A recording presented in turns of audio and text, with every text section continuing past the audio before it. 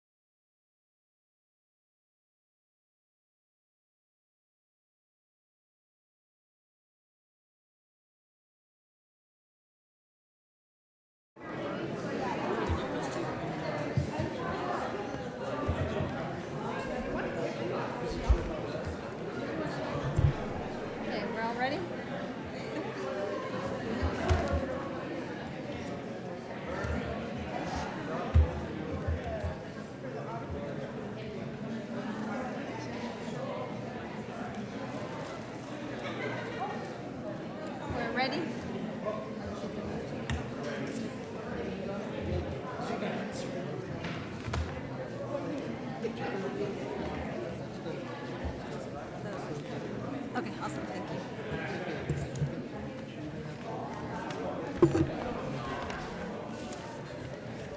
Open forum. This is for open forum.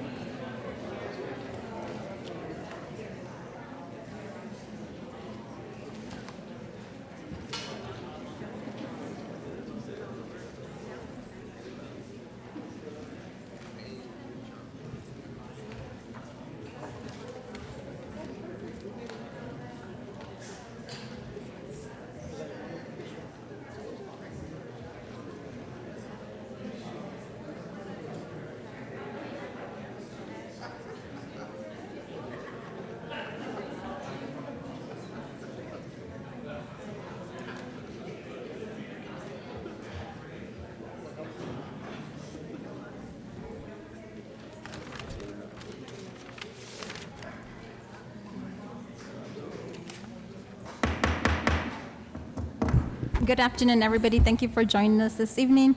Before I officially call the meeting to order, I'd like to remind our public that those who would like to address the board do need to fill out one of our yellow forms, and those yellow forms can be found out here in the lobby. It's a round table, and so you would turn those in to Ms. Ludim and our administrative assistant, Ms. Mary Lou Delgado, I apologize. So if you can fill that out, okay? So please be sure if you're going to address the board to fill this out. Okay, so now I call to order this Gadsden Independent School District regular school board meeting for Thursday, July 21st, 2022, and the time is 5:05. Ms. Delgado, can you please take roll call? Mr. Cano? Present. Mr. Castillo? Present. Ms. Flores? Present. Ms. Murillo? Present. Ms. Rodriguez? Present. Madam President, we have established quorum. Thank you, Ms. Delgado. Please stand for the Pledge of Allegiance and the salute to the New Mexican flag.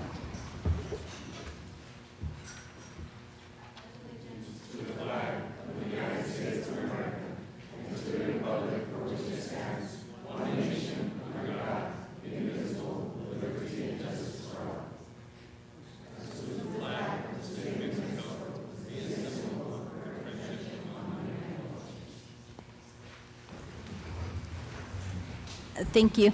Mr. Cano, can you please read our mission statement? The Gadsden Independent School District will ensure that all students will learn by putting education first. The district will provide quality education and opportunities conclusive to the learning that will facilitate students' individual goals. Thank you, Mr. Cano. Moving on to Superintendent Dempsey's district updates and recognition. Superintendent Dempsey. Thank you, Madam President. Board members, welcome this evening. We'll get started with a student recognition, and we're incredibly proud, and it's always great to recognize a student. This particular scholarship is from our New Mexico School Boards Association, and it is a $1,000 scholarship awarded to Ms. Violet Ramos of Gadsden High School.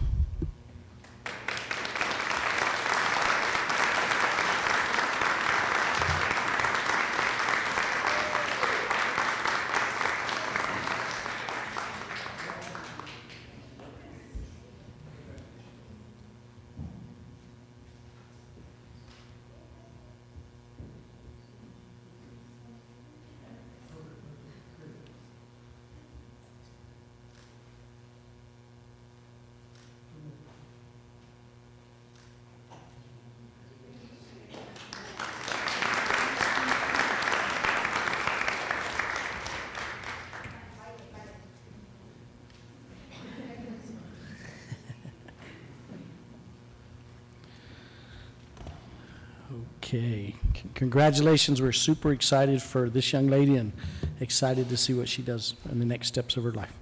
Our next recognition is MTC Otero County Prison Facility, and this is our partners in education, and Ms. Villalobos is going to help me with this recognition. Good afternoon, Madam President, members of the board, Superintendent Dempsey. It is with a very grateful heart that we want to recognize an amazing organization that is doing really wonderful things for the community of Chaparral. We just want to say thank you for all the things they have done for us through the years. And for that presentation, we have our lead social worker, Ms. Debbie Holguin, who's going to introduce them to us.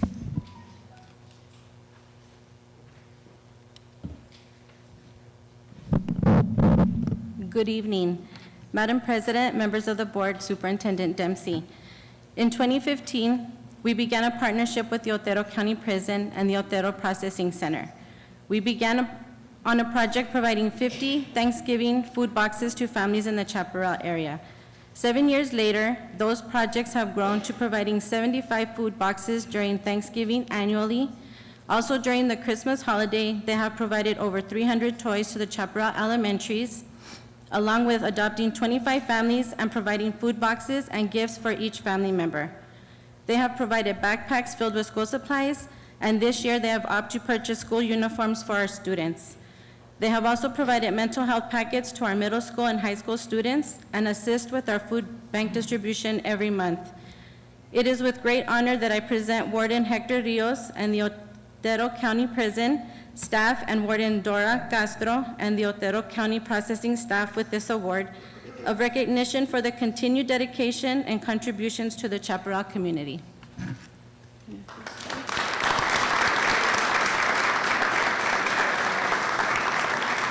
Thank you so much.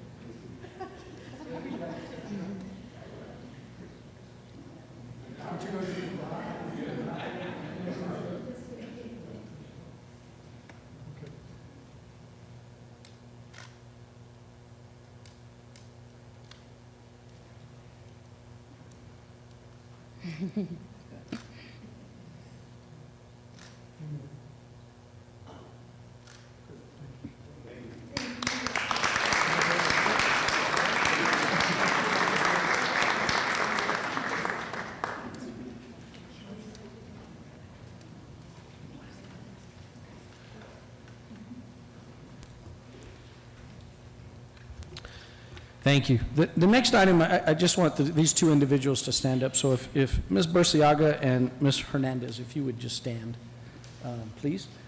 I'd like to recognize these two ladies. If the board will recall, in May during graduation ceremonies, these two really wouldn't interact with us much. And they spent hours between ceremonies on their laptop. And we kind of make jokes with them, but what they were doing is registering families for the Meals to You program. They 100% assume that responsibility, and hundreds of our families this month received those meals to their homes, which also inadvertently gave our student nutrition staff an opportunity to be off and home with their families who had been working for almost 2 years straight. So I just want to recognize these two individuals who took that entire task on and accomplished it, and we really appreciate it. It's really, it's one of those times that they sort of, well, I know Ms. Hernandez volunteered, and I think Ms. Burciaga just sat in the wrong seat at the wrong time. But she's so good with computers that we roped her in.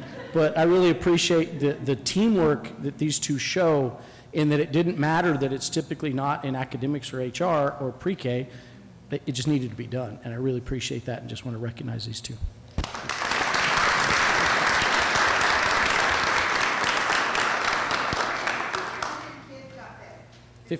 So 1,500 students were fed.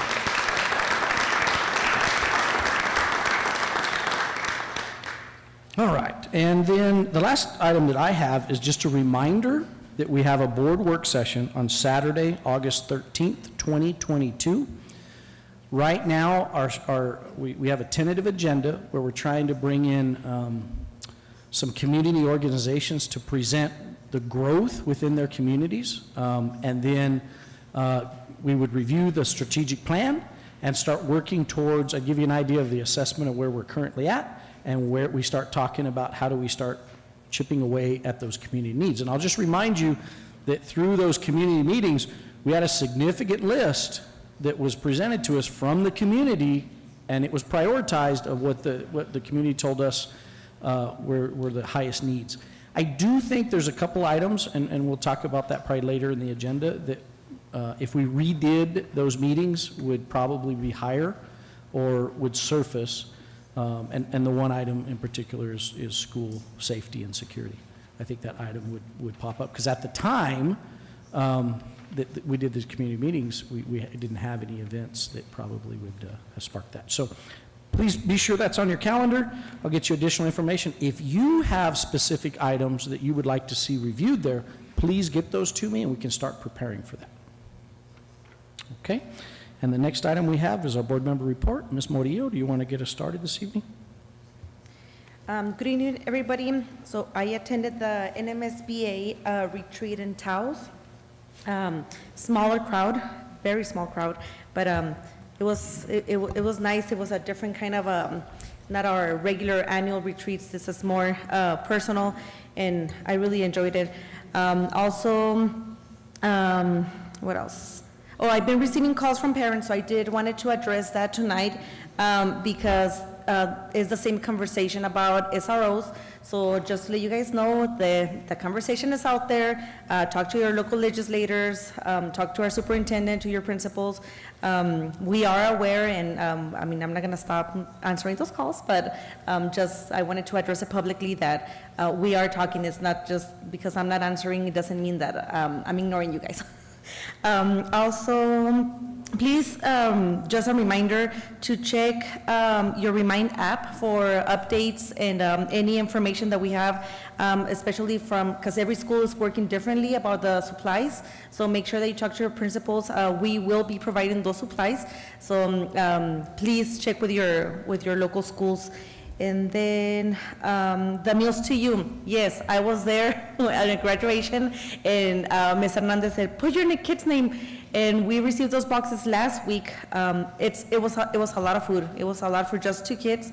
I still received another one this Monday, 2 additional boxes. I mean, it's ridiculous. The amount of food that is out there it's a lot. So it was a really nice program. I hope everybody else took advantage of it, and hopefully we can get to do this next year. And then that's pretty much it. Next meeting, we will be back in school. So good luck to all the teachers and administrators and families. I saw a couple of them for back of school uniforms, and they are having a lot of specials right now. So take advantage of those. But we will see you guys in the next meeting. Good luck, guys. That's it for me. Thank you, Ms. Murillo. Mr. Cano? Good evening, everyone. And I want to ditto to what my partner on my left has said today. I also, I've noticed during Facebook, and well, my wife noticed because she loves going into Facebook. And the comments that we've been getting because of the new schedule that we're going on to with the half-day Wednesdays, okay? What I'm hoping that the parents understand is not the fact that we don't want the educators to be there, okay? It's not that because we want them to take a break. It's because our educators are also going to get educated to make our kids a better learning system. Okay, so teachers and administrators, they're not going to go home at 12 o'clock as soon as the students get released, okay? They're there for a purpose, and we put those because we've been overstressing instructors and trying to get, with the shortest of substitutes and having to go to classes. The reason why that we voted that way is to make sure that our educators get their time instead of having to pull them out of the middle of a class of teaching and having to put a substitute, and then our students, our kids, miss out on important lectures that we need to do. We don't concentrate too much on the testing, but we just want to make sure that our students and our teachers are well educated so we can move Gadsden in a forward direction, in a strong position. And and I think that everybody in the Gadsden district, and I know you parents out there, I know that you want the best for your students, for your, not students, for your children, okay, as I do, and that's what we're aiming for, to move ahead and be the best in New Mexico. That's all I have for today. Thank you, Mr. Cano. Mr. Castillo?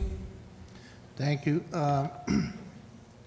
So I'm contemplating life right now. 3 weeks ago, my granddaughter was born, and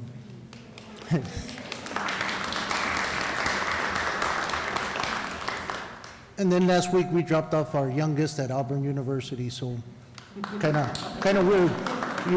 We get one and we drop one off. So give me a couple of weeks to get situated, and I'll be back 100%. I think because I got to struggle with Sarah because she's loving one and then she's missing the other one. So I'll be back here shortly. So thank you, appreciate everything. Thank you, Mr. Castillo. Ms. Rodriguez? Well, I was definitely going to congratulate Mr. Castillo. I know that little girl is going to have him wrapped around her little finger. He says it's not going to be that way, but I'm just waiting for that. So congratulations to him. And like my colleague said, we attended the leadership conference over in Taos. And I am proud to say that we had a team from Gadsden present. And it's always exciting to see and hear people, the feeling that they get after they present it, right? And so be proud of what we currently have here, and everyone is working hard. I'm looking forward to the new school year, and I think that working together, I know that we have said this many times, we are a team, and as a team, we need to work together. It's not about one thing, one group or another group. One of the things that they mentioned, and I love that, is that many times we work in silos, and Gadsden is trying to avoid that. So there's no silos in Gadsden, and if that is existing, please let us know so we can talk about it, right, and see what's going on. But we all need to be united, and in order to make this new school year that is shortly going to be here, in order for it to work, we need to work together. So I'm eager to see what we can do, and again, moving forward and making it the best that it can be. Our children deserve the best, and I truly, truly believe Gadsden has the best educators. So thank you for that, and looking forward to it. Thank you, and that concludes my report. Thank you, Ms. Rodriguez. Ms. Flores? Good evening, everybody. Thank you for joining us. Thank you for those who are in person, and then thank you to our audience that's watching, who's streaming. Thank you, Mr. Carmona, for all you do, and Mr. Snowdy, and all our tech guys, too. And so I want to start off by congratulating Mr. Castillo on the birth of your granddaughter. Felicidades. And then I hope that every one of you and our kids, I know our kids are still on vacation, but those of you who are administrators and instructional coaches, whoever's working right now, thank you for coming back, and thank you. Thank you. I hope you had a wonderful and safe vacation, and you're rested to hit the ground running, like they say, right? Thank you, and let me see. I wanted to congratulate a couple of administrators that have recently become APs, right? So we had, let's see, help me out, Mr. Dempsey, in case I mess up here. So I want to congratulate Monica Nunez. She's a former science teacher at Santa Teresa High School. Welcome to the dark side, no se crea. No, you don't want to go to the dark side. Stay in the light. So she's our assistant principal now at Mesquite, so Mr. Kleshka and North Valley and Mesquite, and Ms. Ward will be, thank you, will be working with Ms. Nunez. And then I also want to congratulate, I know she's here, Erica Cervantes from Gadsden Elementary. Congratulations now. She'll be working with Ms. Marquez. And then moving on to Luz Valenzuela. She is an AP. She's not here this evening, but she's Cheryl Coyle's AP back there. She's a very lovely lady. I met her in the parking as we were leaving the day before the PD. And then also I wanted to welcome and congratulate, so I'm going to welcome our new, I don't know the fancy name, okay? I'm going to call her bilingual director. I don't know your fancy title, pero Nubia Tarazona, welcome to Gadsden. Se brincó de las cruces y se vino para Gadsden. Felicidades, Nubia. Okay, let's see. And then I also want to congratulate, we have a new early childhood director. Are you here, Silvia Lorenzo? Felicidades. I'm so proud of you, and she lives in my community of Chaparral. She was my sister Becky's student teacher, so proud of you. Let's see. I wasn't able to attend the MSBA conference because I began working last week, and, you know, I got to juggle stuff, so I wasn't able to attend, but I heard wonderful things. Thank you, Ms. Burciaga, Ms. Tarazona, and all the other leadership team that represented Gadsden and presenting our strategic plan. Thank you.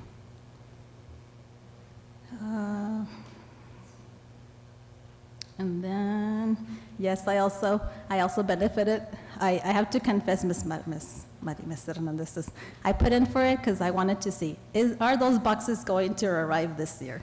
And so I know that you had nothing to do with that last year, but thank you for all that work that you ladies put into it. And yes, there's a lot of food. I'm actually donating it to a church. And so, but I was just like, you know, this is real. I see. And it is, I have to confess, we kept the sunflower seeds. So anyways, and then finally, I do want to wish a happy birthday to all our July babies. Are there any July babies that are willing to admit they have a birthday this month or had a birthday back there? Felicidades. And so we're sure glad that you were born and that you're part of the Gadsden Independent School District family. And so enjoy the couple of days that are left in your birthday month. God bless you. And with that, I conclude my board member report. No, I did have one more thing here. I keep harping on this, and I'm going to do it till general election. Okay, so please remember to register to vote. To our students who are watching online who might be in the audience here in person, once you turn 18, you know, register to vote. And, you know, hopefully there's going to be a great turnout come the general election in November. And I'm not endorsing anybody, but one critical race is the sheriff's race. Okay, so parents out there, community members, you know, look at both candidates, study them, ask them questions, because the big thing is SROs, right? School resource officers. So yeah, with that, I conclude my report. Moving on to, let me see, item 4, which is our human resource report. So I want to make sure that the public knows that that is for public information. The board has nothing to do with that, okay? And so it's for public record, and that doesn't require board action, okay? Moving on to the modification of the agenda. Do I hear a motion? I'll make a motion that we accept the agenda as is. Okay, Mr. Castillo has made a motion to accept the agenda as is. Superintendent Dempsey? So recommend. All in favor? Aye. Aye. Motion. All against it? Okay, motion passes. Okay, moving on to item 6, regular school board minutes for June 9th, 2022. And then there's also for our special minutes for our special board meeting minutes that occurred June 23rd, 2022. Do I hear a motion? Madam President, I'd like to make a motion that we accept the regular school board meetings for June 9th, 2022, and B, special meeting, school board meeting on June 23rd, 2022. Mr. Cano has made a motion to accept both items 6A and B on the agenda. And Superintendent Dempsey? So recommend. All in favor? Aye. Aye. All opposed? Okay, motion passes. Moving on to consent agenda. Do I hear a motion? I'll make a motion. I'll make a motion that we accept the consent agenda as is. Okay, Mr. Castillo has made a motion, but are there any questions or comments or concerns? No? Okay. Superintendent Dempsey? So recommend. All in favor? Aye. Aye. All opposed? Motion passes. Okay, Ms. Delgado, do we have anybody for open forum? Yes, Madam President, we have 2 open forum. Okay.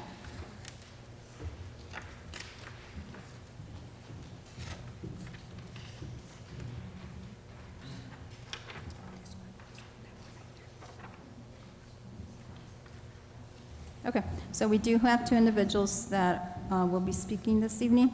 You are reminded that you do have 5 minutes to address the board. And let me read this little bit I usually read. It says, personal attacks upon board members, staff personnel, or other persons in attendance or absent by individuals who address the board are discouraged. Presenters are cautioned that statements or representations concerning others that convey an unjustly unfavorable impression may subject the presenter to civil action for defamation. Policies KE, KEB, KEC, and KED are provided by the board for disposition of legitimate complaints, including those involving individuals. And then just, I'm going to make sure is that when you're addressing us, we will fully give your attention. We can only listen, and that's because of the open meetings that we cannot respond.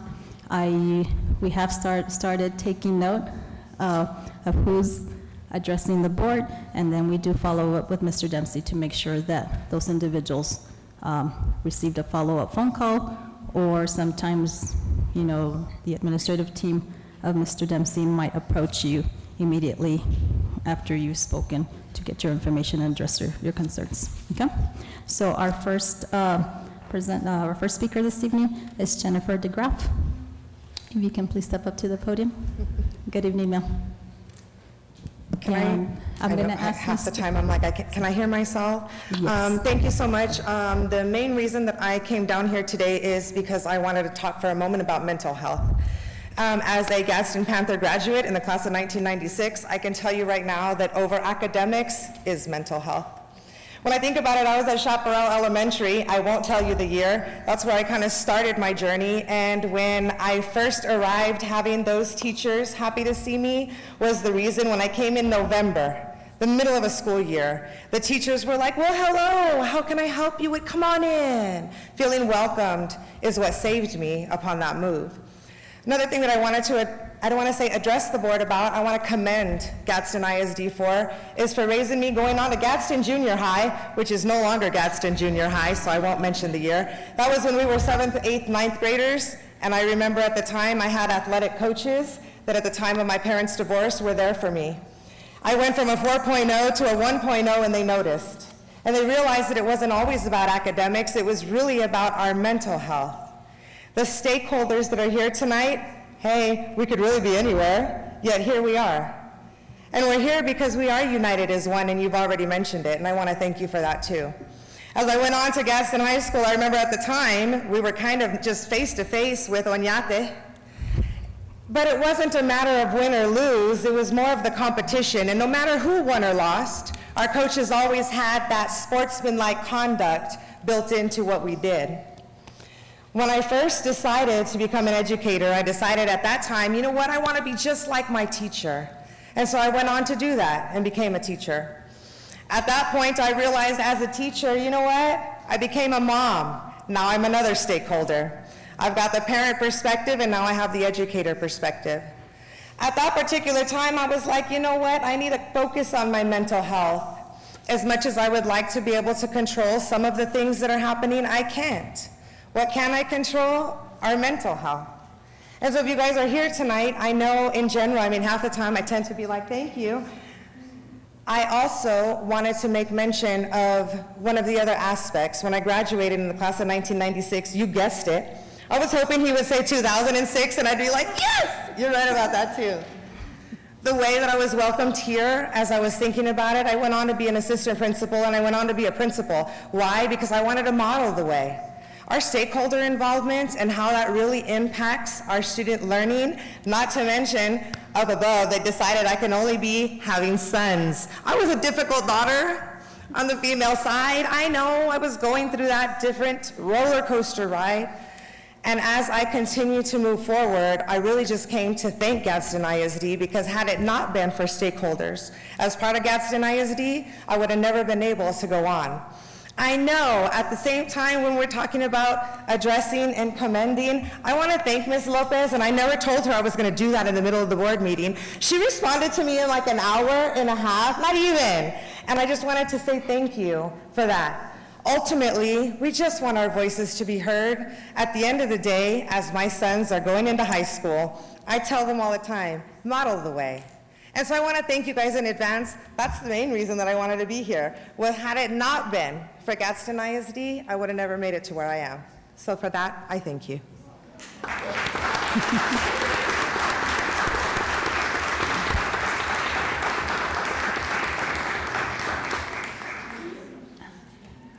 Okay, before I call the next speaker, Mr. Graff, I don't know if you remember me, but you used to give me rides with Jeremy to volleyball camp. I'm Laura Salazar. So do I still look that young?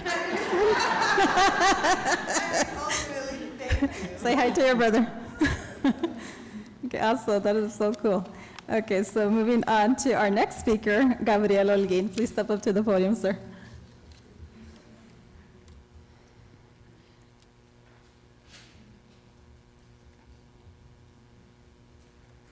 Superintendent Dempsey, members of the board, it's nice to see you guys again. My name is Gabriel Holguín. I'm one of the city councilors for the city of Anthony. I come to speak to you all today. Our city has been working closely with Superintendent Dempsey for school resource officers, but it's not enough. You know, Ms. Salazar Flores made a comment about school resource officers. You know, that's not always the case. We have the city of Anthony trying to work with the school board. You have a letter right here from the chief of police requesting additional school resource officer, you know, allocations. Mr. Superintendent Dempsey did mention that he had secured one school resource officer for all the elementary schools for the city of Anthony, which includes Gadsden Elementary, Loma Linda, and Anthony, while allocating funds for the city of Sunland Park for 2 school resource officers. It's not equitable. I myself would not support 1 school resource officer for 3 elementary schools. We need more. Several community members called, a couple of the school board members mentioning that the sheriff did not work with the school board to secure funds for school resource officers. But that's not the case. We have the city of Anthony allocating funds, and we need more. The city of Anthony often gets a short end of the stick, and we do need your support right now. We have secured funds for more school resource officer positions, so we do need your aid in getting this project done. And again, 1 school resource officer position for 3 schools is not enough. Thank you. Thank you, Mr. Holguín. Have a good evening. Okay, moving on to action items. So our first action item is action item 9A, Open Meetings Act. Superintendent Dempsey. Madam President, board members, Mr. Snowdy, if you can click on the Open Meetings Act. Yeah, there we go. Opened up and presented. Each year, we're required by New Mexico statute to review our Open Meetings Act, and I'm still not seeing that come up. What it basically does is outline the requirements for open meetings, and you know, the agenda is a part of that, right, and some requirements. So a notice has to be posted 10 days prior to a regular meeting. An agenda has to be posted 72 hours prior to a meeting, and then the process which you go through. And there's a lot of policy that connects to that. I tried to include all that policy there. There's a lot of reading to it. Mr. Snowdy, if you can scroll down just a little bit, there's some highlights of this that are very important as board members, and it's those listed items. So number 1, right there.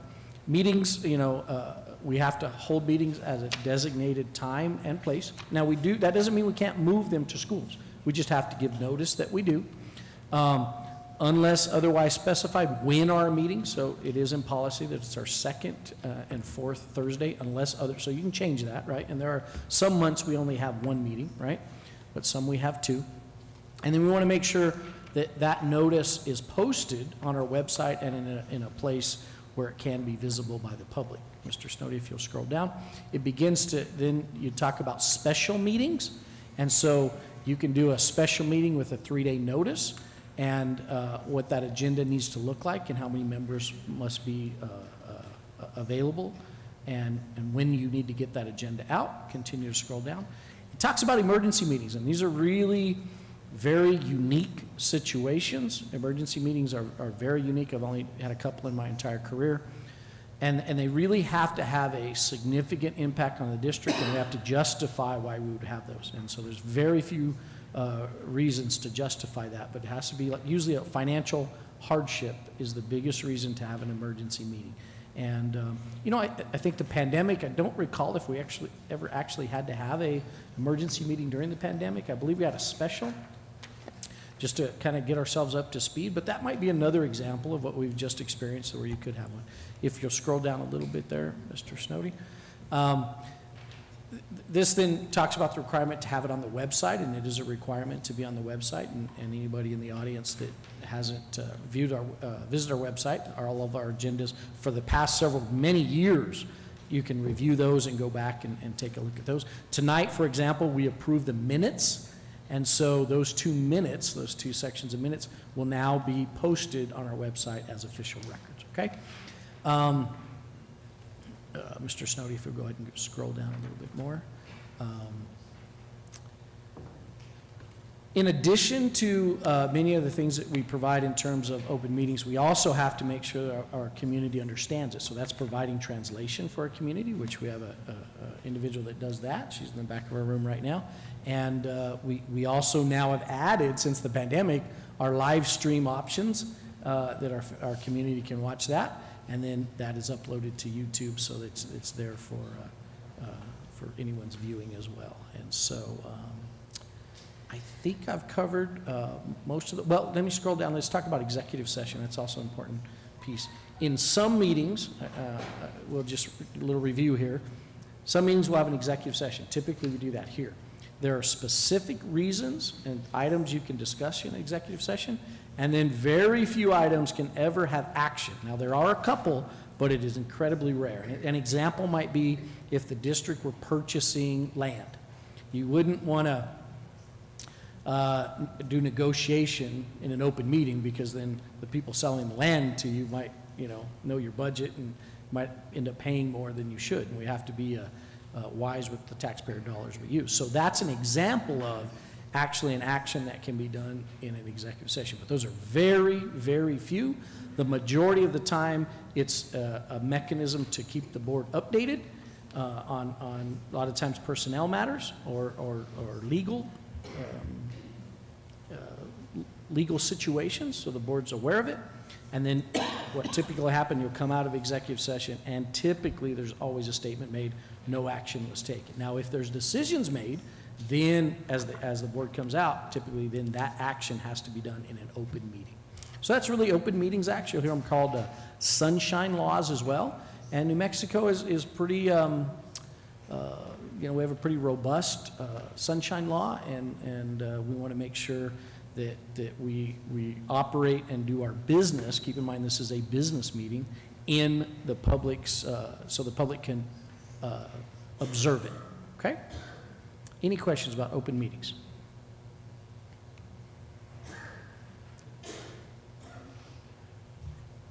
I was going to ask you, can you elaborate a little bit as far as like why we can't respond as board members absolutely. when President Flores? when speakers come into open forum?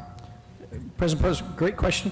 So the way the open meetings are set up is it is a requirement to have the meeting where the public can attend. There is no statutory requirement to have the public comment. However, I believe it's wise for the community, for the board, to have the opportunity for communities to bring concerns to us, and then those concerns then get referred to the administration. So the board hears it, and then they refer that to us. And that back and forth, the reason why that back and forth doesn't occur is they just, over the years, had a lot of issues with that.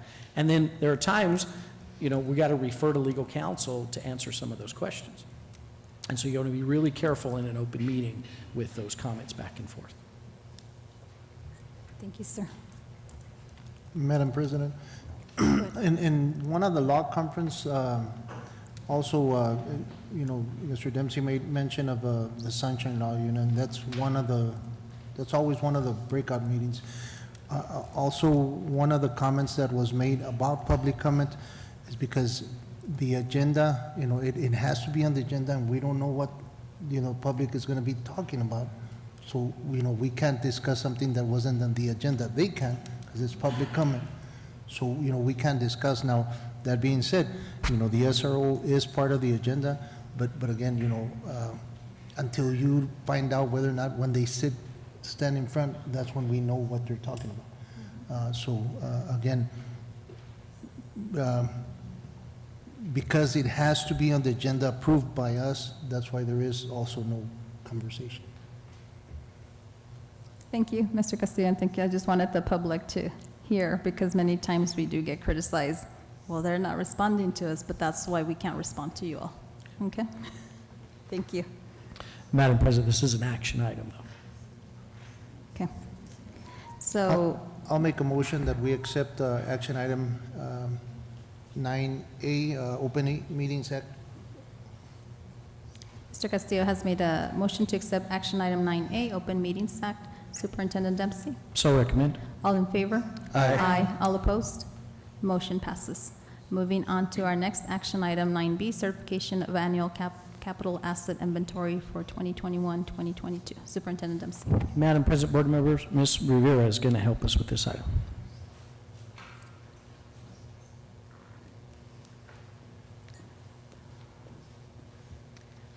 Good evening, President Flores Salazar, board members, Superintendent Dempsey.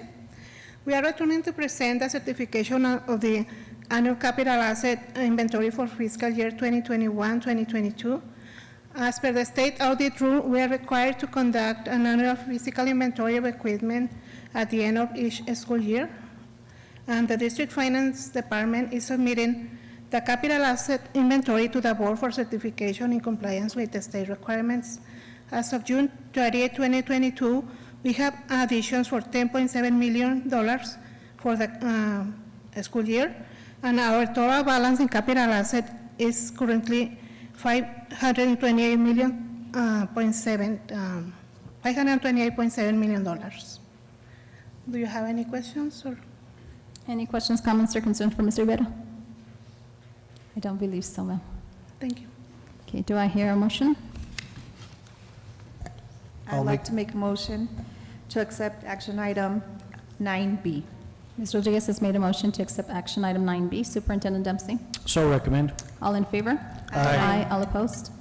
Motion passes. Thank you very much, ma'am. Thank you. Okay, moving on to action item 9C, School Resource Officers Memorandum of Understanding. Superintendent Dempsey. Madam President, board members, real timely in this conversation, and just a reminder, when we set budgets, that budget process begins as early as November. And so I believe this year our budget was probably due somewhere around early May, somewhere in that range. Ms. Martinez, is that correct? And so when we start planning, it really takes an opportunity, we have to decide what our needs are, and then we have to start working our budget out. And so, for example, if we were to make a significant budget change today, we may or may not have the ability to do something of that nature, because remember, it goes through PED approval as well. So it's not just we make a decision, we have to take that back to PED. What we did this previous year, what Ms. Martinez had done to help us, let me go back 2 years. Maybe even let's go back further. Pre-pandemic, at one point we had SROs that were provided by Doña Ana County. Those were 100% funded by Doña Ana County, okay? They chose not to renew that contract, and so then we lost those SROs in our campuses. We've been working to get those back. Now, part of the struggle is if you think about our different jurisdictions. Sunland Park covers a specific area, and that area has just recently increased.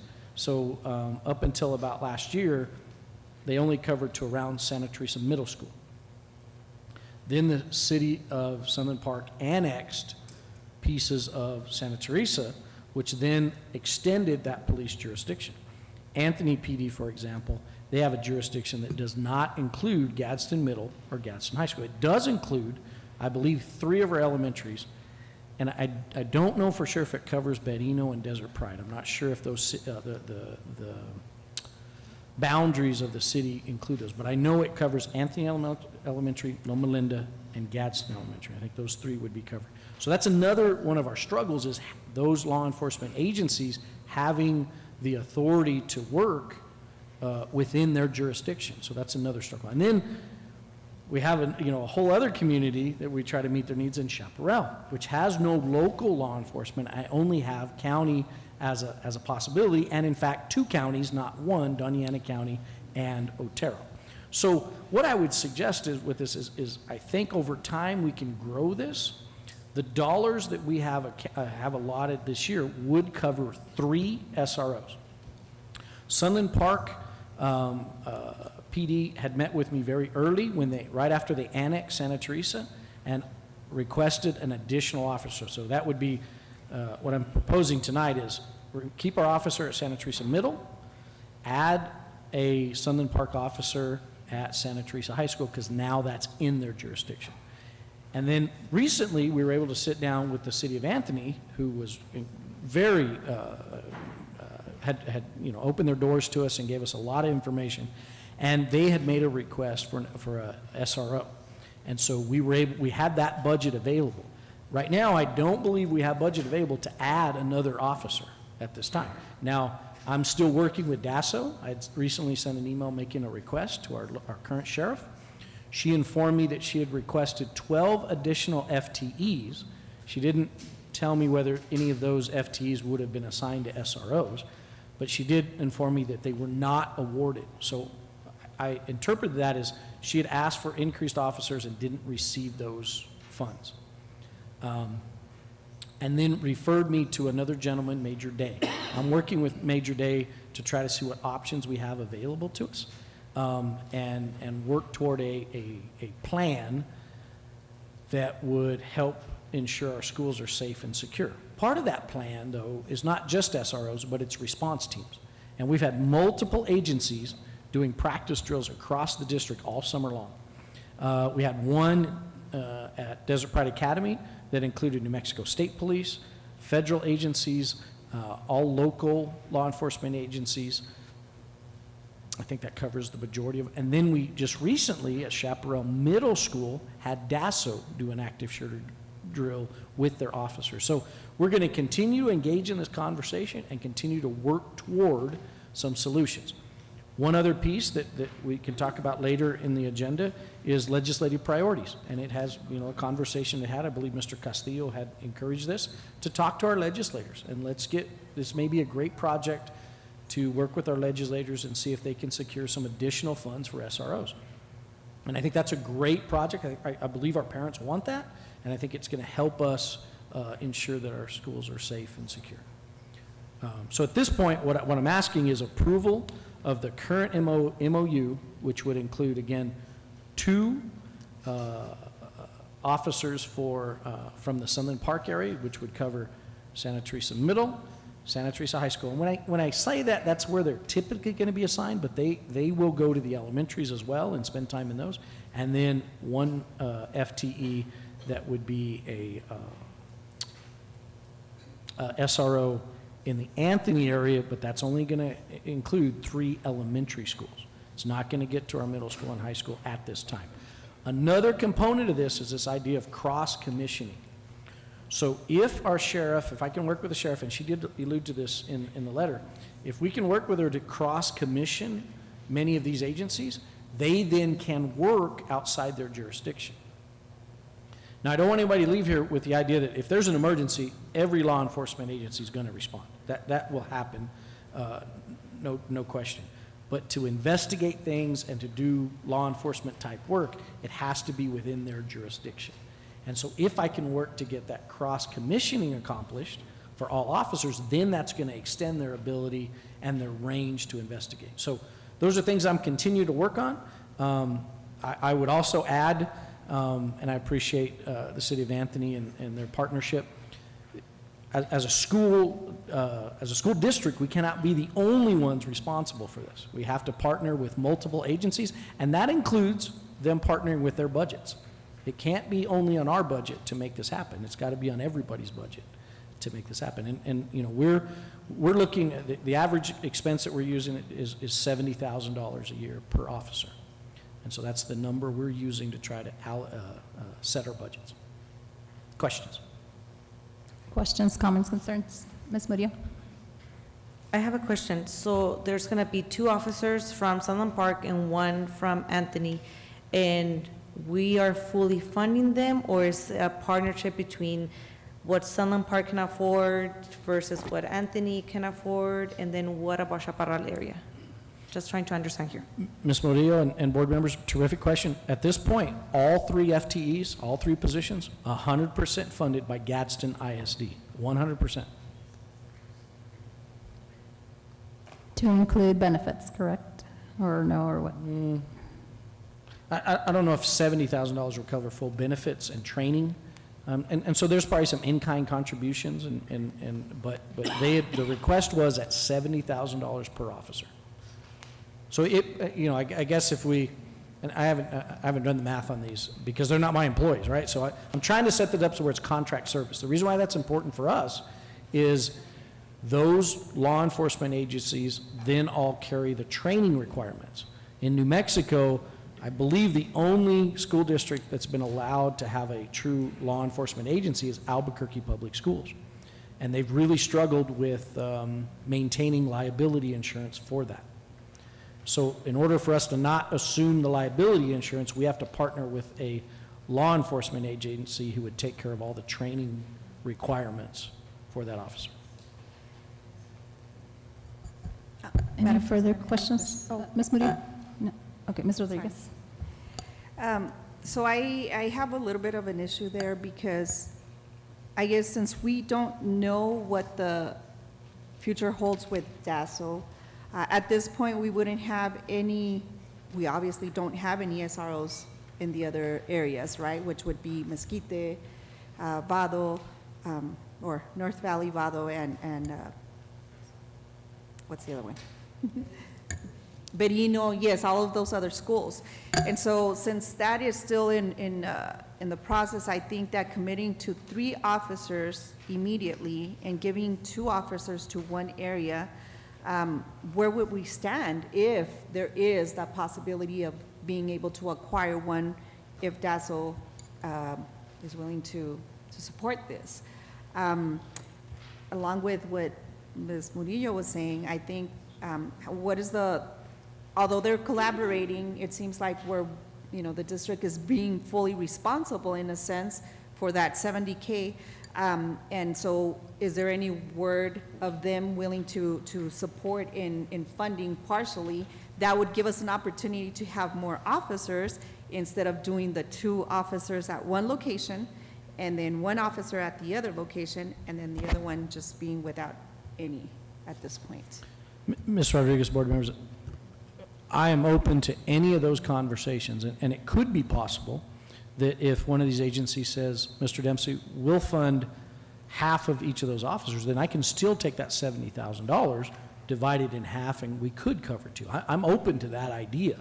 I would agree with you in the sense that, again, we all have to look at our budgets and look at the possibilities, and it cannot be just on the district to provide this. I embrace the idea of working with legislators to try to secure funding. I do believe funding, I can look at our state of New Mexico and funding is there if we can get it allocated to these specific projects. So I think that at this moment, I don't know if everyone agrees with me, but I'd rather table this than commit into already saying 2 officers at one location, because we still need to continue these conversations. It is critical for our community to understand that we all know we need the SROs, but at the same time, we cannot just automatically give one area and leave the other one almost hanging without knowing what's going to occur. And I think at this point, I would also encourage the community to advocate, right? And speaking to our area officers or agencies and letting them know how critical it is and how we do need to have more support rather than just expect the district to fully be able to have more than just 3 officers. Mr. Castillo? Madam President, having no SROs, period, does nobody any good. I get, I get the, one side gets two, I get that, but having none does absolutely no good to anybody out there, period. Majority rules, I'll stand with whatever, but if we table this and have nobody out there, we have nobody out there.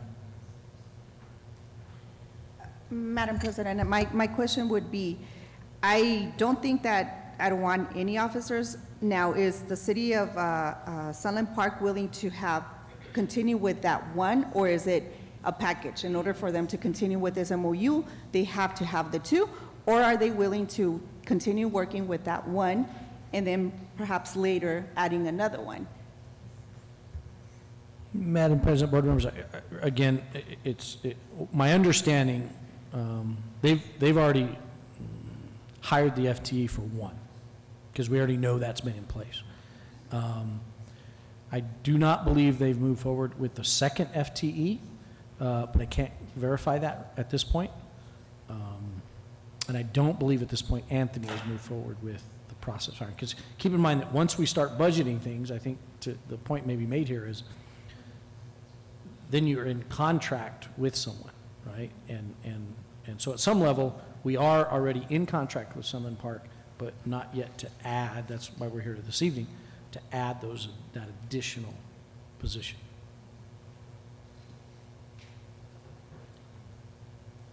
Okay, my turn.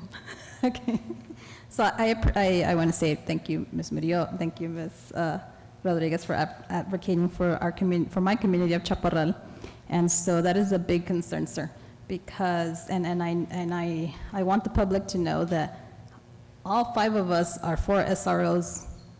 We would love to have them at every single school, but like Mr. Dempsey said, the district cannot carry the expense at full. We need to work together with those agencies. And so I'm thinking that probably, and speaking to some of our state reps, that's probably going to be a priority for the next legislative session, and providing those funding. How it's going to look like, I don't know. I did have a conversation, but I don't want to say something that's incorrect, but it's looking like that. And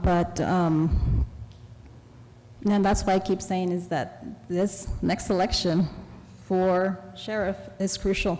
Parents that are listening to me out there in the community, is we must hold both candidates accountable and ask questions, what are they going to provide for our schools? So those of you who are registered to vote in Doña Ana, hold them accountable. Okay.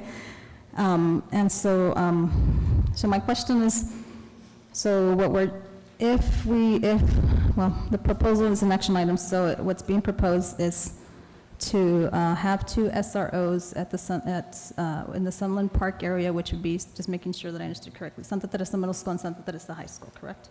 And Anthony is a for sure also?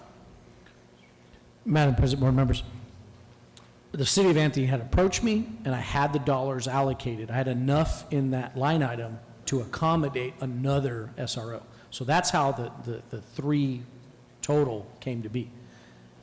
In the future, we could look to try to allocate additional dollars. But remember, that was a budget item that, as I started, budgets get set pretty early. And so we did not allocate those dollars at this time. For Anthony? No, I'm sorry, for the total 3. We have enough in the allocation for 3, including Anthony, 2 with Sunland Park. I do not have dollars for an additional one at this time, which would make 4. I do not have the dollars allocated for that. I have dollars for 3. So, okay, let me make sure I understand. So we have allocated money in the budget for 3, which would have covered Santa Teresa area, Gadsden, and Chaparral, correct? Madam President, in the past, my ultimate, if I could get my wish would be county SROs at all 3 high schools. And I think that's another thing that's changed is in the last few months, we watched this horrific incident that occurred in Texas. And we realize our elementary schools are vulnerable.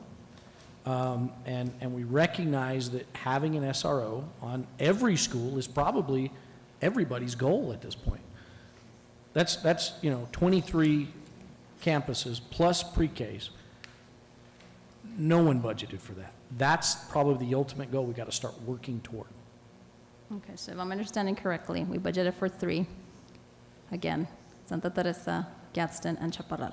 So if this evening, if it's the will of the board to vote in favor to pursue 2 in Sunland Park area and then 1 in Anthony, if the sheriff decides to change your mind, then my community is out of luck. Madam President, board members, I think there may be other possibilities that we need to investigate if that becomes an opportunity. At this time, it has been made clear to me that that's not a possibility. And so where I wrestle is, do I not move forward with any SROs?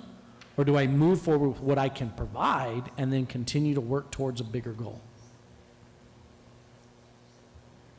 Okay, so if it's the will of the board this evening, what can we tap into and just in case Sheriff Stewart changes her mind and so we can get an SRO in Chaparral, where will we be getting that money? Cash balance or from where?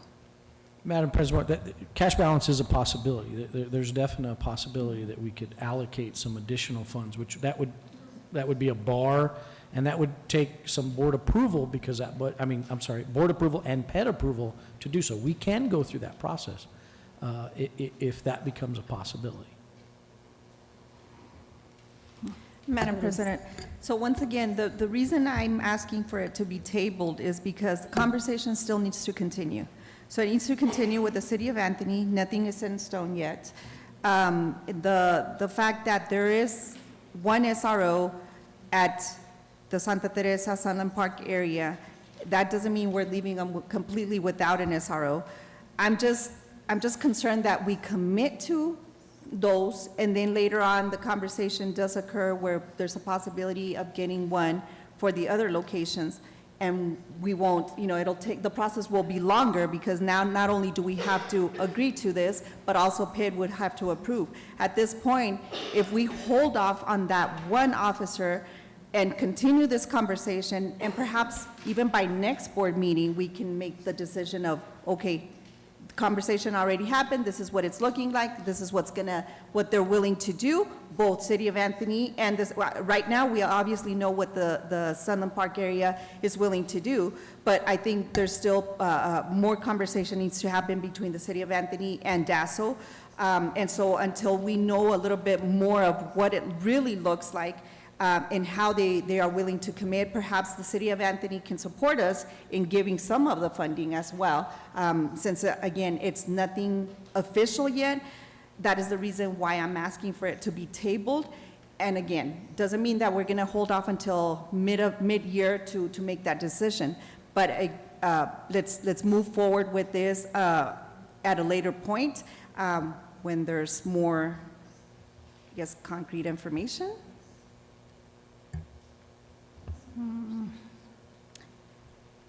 So then you're saying that we could, if she was to change her mind, okay, I'm just going to say it. So is she in talking terms to where you and I can go talk to her? Sheriff Stewart. Madam President, and I understand your question. I think I can respond only for me. I am always willing to sit at the table with any leader if we can work together to improve things for students. Okay. So I'm going to request, if it's okay with my colleagues, that you and I attempt to make the trip that we will make a trip to the Doña Ana County Sheriff's Office and ask to be seen or request a meeting and see how that goes, and then we'll go from there. But also, so community, we're doing our part, believe me. So what can you suggest to the community? Because I think one of the ladies said, and you said it too, is we need help from you all out there, as parents, as community members. So what would you recommend? Because also, from what you stated earlier, Sheriff Stewart requested 12 FTEs I'm assuming from the county commissioners, correct? Okay, so all of us that are sitting here obviously live in Doña Ana, so we elected those individuals. So could we also make arrangements to talk to every single one of our commissioners and tell them the dilemma that we're in? Could we do that? Madam President, board members, absolutely we could do that. I've spoken to our area representative, and she was very supportive of the idea, but we also have to remember, just like our budgets are set, their budgets are set. No, I understand. And I think maybe the board might consider, I like the idea of let's reach out, but I would suggest let's not wait too long. Because if there's not immediate response to start to work, let's get this back on our agenda. And here's what bothers me a little bit. I don't want these dollars to just sit and not be put to use. I think our parents expect that and want that, even though we can only get 3 in only some areas. I do think we should put those dollars to work as soon as we possibly can. Okay. And I do have a question. So last year, we also, at last year's fiscal year, we also budgeted for 3 SROs, correct? And so obviously, Santa Teresa area had it, but not Gadsden or Chaparral. So my question to you, sir, is what do we do with that money? Where does that money go? That money rolls over, and again, it didn't go to work for the community, and that's what I don't want to replicate that. My hope, I spent last year waiting maybe for other agencies to come along, and I think recently we saw something, again, in our neighboring state that probably concerned us all, and we want to try to come up with a solution, but covering 23 schools, just, there's no way that's gonna be a reality. So I don't want to sit on those dollars again and not put them to work. Okay, another question. Is there something else, I think we had a conversation, sir, I don't know, can we use those $70,000 in the Chaparral area? Can we hire armed security? I don't know, is that a possibility? Madam President, board members, all of those things are possibilities. In terms of like private security or things of that nature, the $70,000 will go very quickly. Because that would be, well, it's for one individual, right? So then, how does that work? Because I'm clueless as far as like, I'm thinking, correct me wrong, because I have no idea about security guards. Right. So there's companies probably with them, and I've seen some that have, guns or whatever. And so what do you mean that, Madam President, board members, it's just the initial, the cost of their wage in order to cover those campuses on a daily basis. Armed security is going to be expensive. Okay, what about one armed security that could be at the high school, but, also, I guess, goes and monitors the other schools? Madam President, any of those things we can explore. I'll just emphasize that I'm not sure $70,000 for one armed security through a company would cover us for a year. So why does it cover us with a DASL deputy? Madam President, board members, when you're paying private security, you're going to pay more than those salaries at times. Okay. And so that's really unless we can find another vendor that can provide this at a lower expense, but you also have to consider the training requirements, and I want to be careful here, and obviously we always want to be prudent with taxpayer dollars, but I also want to remember that we get what we pay for, and we probably want to be a little careful. So I guess as far any other comments or concerns, but I would say that I would be in agreement with Ms. Rodriguez to table this, but not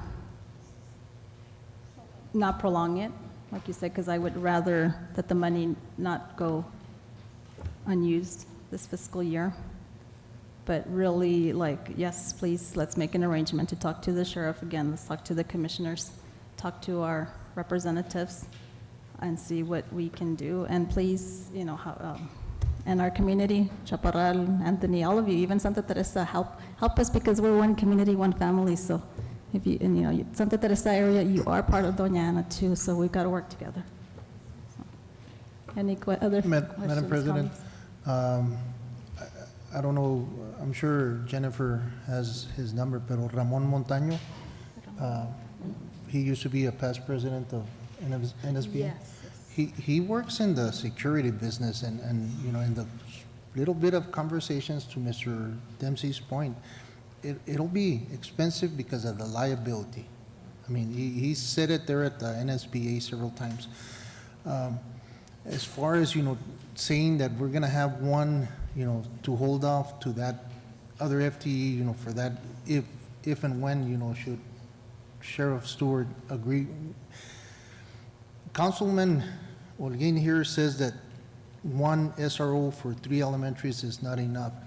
And, you know, we say, because we want to be equitable, and again, maybe I'm already back. One SRO, I'm going to assume that SRO from Silent Park PD will take care of all their elementaries, the high school and the middle school, right? So then we're giving one SRO for 5, 6 schools now, and you know, we're saying that 1 for 3 is not equitable because they got 2 for 6. You know, again, I'm a guy, I'm simple, 3 and 3. I mean, I don't know. Again, I'll you know, this is, I am nobody, I'm just one. We'll do whatever, but you know, no SROs does nobody any good. I get the trying to be equitable. No SROs does absolutely nobody any good. You can do whatever, I'll agree, we're one board, but no SROs does nobody any good. Precisely. Thank you, Madam President, on a comment on that. That is exactly right. So therefore, not having any SROs in the northern part, not having any SROs in the Chaparral area is where we are not doing something that's fair. And yes, equitable would be having an SRO at every single location, every single campus, but unfortunately, that's just a dream at this point. But if we look at it, here we would be supplying enough SROs for some areas, enough to the best we can do at this point. And in the reality, we're providing 0 to other areas. Therefore, having these conversations need to occur like now. Actually, these conversations have been trying to happen. We have had, you know, it's been in place. I just think we have to go full force because it's a dire need. And so we're not taking away from anyone. We're not saying Santa Teresa is not going to have an SRO. They would still have one SRO, which is going to service multiple schools. We would have one in Anthony that would service multiple schools. But again, right now, my concern is the northern part would not have any, Chaparral would not have any. Those would be at 0. So not having an SRO, as you say, Mr. Castillo, is not something good for our community, right? And it's not, having multiple is not feasible at this point. We all know that, we get it. But having 0, I agree, is not something that's good for our communities. Therefore, once again, I am requesting that we table this, and I'm not saying let's wait until the end of the school year. We can do it immediately, but we need to continue having those conversations. The community needs to support us. The community needs to be very loud and clear that this is something that we need, and in order for it to be at least somewhat reasonable, we need to be able to supply an SRO for the northern part and for the Chaparral, so that at least we have one in every area. So if we were to table this, Mr. Dempsey, or, okay, well, you said that the Summer Park area is already, the contract's there, so he or she is ready to report first day of school, correct? Madam President, board members, one SRO with Sunland Park PD has already been hired and we're under contract for. Or they're under contract, because it's really their HR. And I think we have a responsibility to continue that in place, right? One of the things I think I kind of need a little bit is there seemed to be a little bit of a suggestion there, and maybe we spend a little bit of time on this. If we added an SRO in the northern area, help me define that space. What would that area look like? We know Chaparral. We know what that would, look like. But would it be in addition to the Anthony FTE?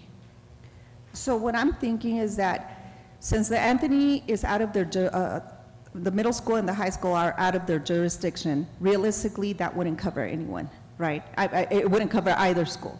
So if we have some, what I mean by northern part, I would say cover the North Valley Elementary, Mesquite Elementary, Vado Elementary, Gadsden High School, and Gadsden Middle School, because then that would be within their jurisdiction.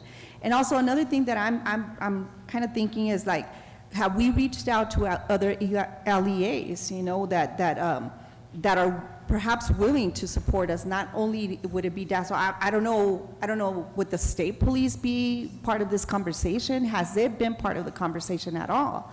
Rather than just DASO, almost like depending on DASO, depending on the Anthony Police Department and the Sunland Park area. Ms. Rodriguez, board members, I'm not aware, state police has been a great partner, but typically when we're working with state police, they help us on responding to situations and investigations. I'm not aware that state police in any way, shape, or form provide SROs. They provide presence, and maybe I should have said that from the very beginning. All of these law enforcement agencies are terrific about their presence on our campus. They'll be here during drop-off and pickup times. They respond to anything we need. They've been really good with that. But to assign an SRO, that's and then they're limited in their jurisdiction. So that's why exploring the cross-commissioning, that's another process, I'm sure. Remember, I'm a math teacher by trade, and I got into administration. So I don't know what that process will take to cross-commission. However, the sheriff did reference that in her email to me.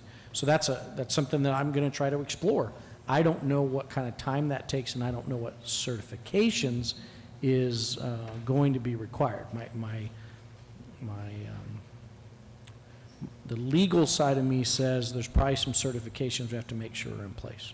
But then there's even another conversation around Yucca Heights and Otero County and Otero County Sheriff, and I have not explored that, which might be another portion of the conversation. The part I might even ask the board to consider is I think it'd be wise for us to truly put a timeline on this, so that if we can't get other agencies, because we're dependent on if we can't move with other agencies, we get what we can in place. That would be what I might suggest to the board, is just, we don't want to be here in January and be sitting on taxpayer dollars that could have went to work to help secure our kids, make sure we're safe. So is it a definite no, the state police cannot give us an SRO? Can you look into that and definitely get a Madam President, absolutely. I'd be happy to do that. Okay. And then you mentioned Otero, so explore that, but then it just stinks, because they're just going to service Yucca Heights. And so then we would need, that's where you said we would need Sheriff Stewart to cross-commission the Otero, and they would have to work collaboratively. So community, get involved, please, because we're trying to help, and we need you. Even the educators that are sitting here, if you're a Doña Ana resident, we need your help. We need your voice. Okay, so again, going back. So if we were to table this, then the reason, Ms. Rodriguez, is because Sunland Park is they're ready to begin on the first day of school. We want to make sure that the Anthony area, that the paperwork, the memorandum of understanding, whatever you want to call it, is in place, because we don't have that this evening, correct? Madam President, board members, that was part of the action item that, and we want to be clear when we're at the point of making any motions. If I received full approval of this, I would proceed with Anthony PD for one full-time officer. We can, if it's the will of the board, I'd be glad to explore the possibility of split funding somebody, that's how I would describe it, and possibly get multiple officers. However, I can't make decisions about their budget.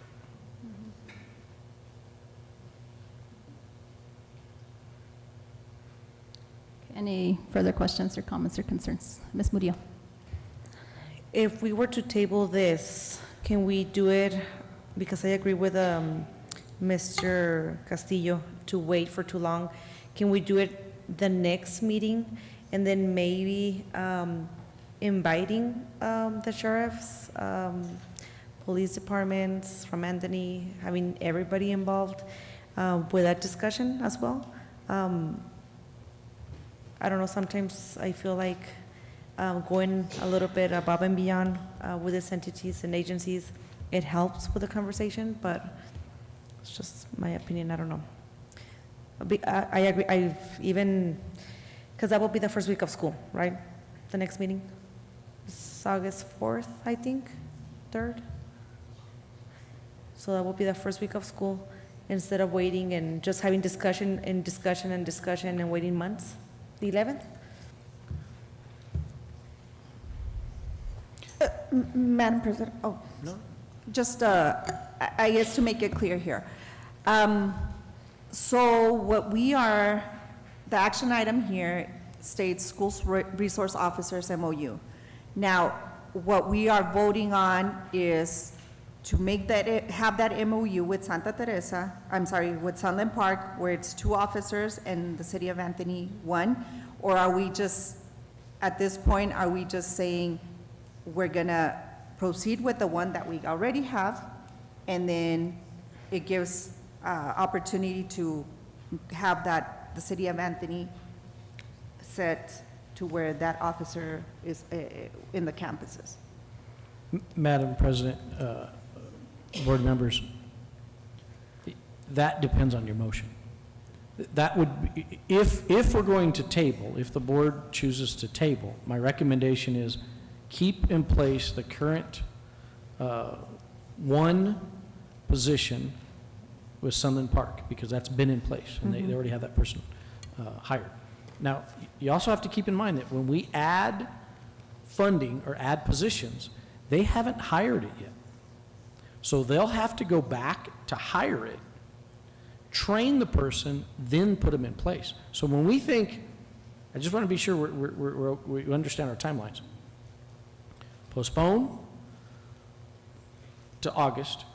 It could take till October, November to get that person actually in place because of recruiting, training, those components. So the longer we wait, the longer it takes to put somebody there. And that's the reality of law enforcement. It takes them time to get that person all those credentials they need to be doing their job.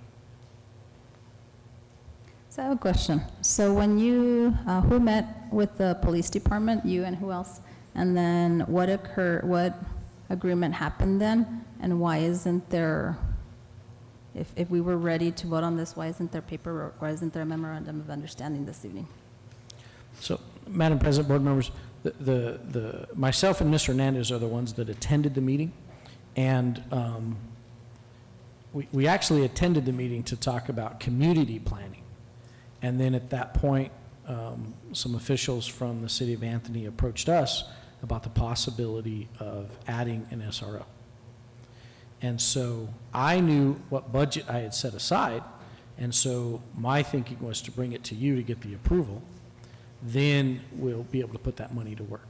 Because without the money approval, the contract really, the MOU would be useless if we didn't have money to put behind it.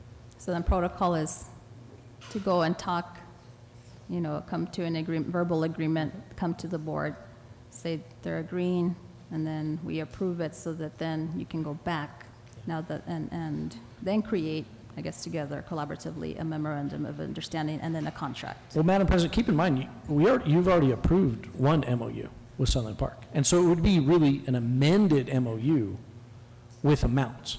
So then we would be amending our MOU to add SRO positions and add dollars to it in a partnership with two agencies. So it's really an amendment to the MOU that's already been passed several years ago.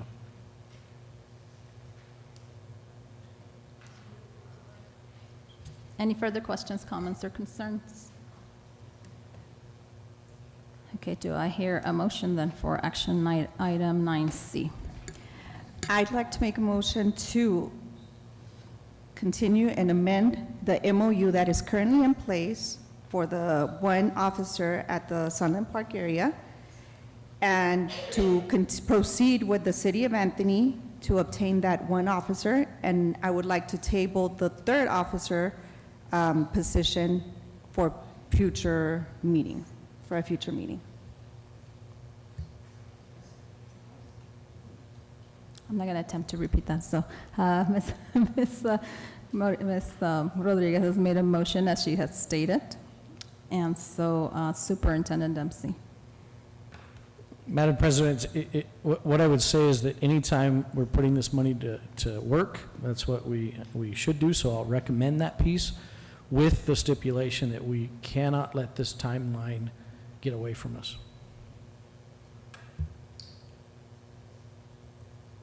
Okay. All in favor? Aye. Aye. Aye. All opposed? Okay, motion passes. Okay, moving on to action item 9D, graduation requirements. Superintendent Dempsey. Madam President, board members, Mr. Wogemuth will present this item.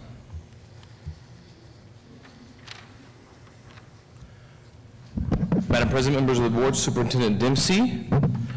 Bringing back to you tonight a little follow-up on a conversation that we had about graduation requirements at the end of April. Next slide, please. So tonight we're going to revisit our graduation requirements. I think the first bullet here is of great importance. In our previous board meetings, we had a discussion about changing the graduation credit requirements for all of our cohorts of students. Based on the feedback that was given in that meeting, it seemed that we need to go back, get some more input from our students, our teachers, other community members to see what the impact of making a permanent change, remember from possibly 26 to 24, would be. So this evening, we are not going to be asking for action on a permanent change for all of our cohorts. We're just going to talk about suspending our current graduation credit requirement for this year's cohort of 2023 graduating seniors only. So as we go forward, I want you to understand that we're just talking about this year's seniors because, as we discovered, we need some more time to look at everything holistically. Back up one there, Mr. Snowdy. And again, please remember that you can suspend a board policy, which we'll look at in a second. And remember that this suspension of the number of graduation requirements due to the pandemic, the board has taken action for all the high school pandemic cohorts, 2020, 2021, and 2022. So this suspension that we're going to be requesting this evening is the same that was approved for the other cohorts. And again, we're requesting this because these, believe it or not, I cannot believe this, but these seniors this year, the cohort of 2023, these kids were the freshmen the year the pandemic started, and they're getting ready to graduate. So they've, all students have really, all high school students have really bared the impact of that pandemic, but these high school kids have had the impact of the pandemic from start to in the middle, still in the middle of it here. So they ended school early their freshman year. They didn't have, school in person their sophomore year. They came back with the struggles this last year, and now they're trying to graduate. Next slide, please. So again, this is just a quick reference to your authority to suspend board policy. Doesn't require two presentations. Next slide, please. Again, a quick reminder here, this is what is in the current board policy, the 26 units, and we'll have a little graph on that in a second. Next slide, please. And then, of course, these are the NMAC, the New Mexico graduation requirements requiring only 24 units. Okay, next slide, please. This one may look familiar to you. We had this discussion last time when we were talking about our permanent change.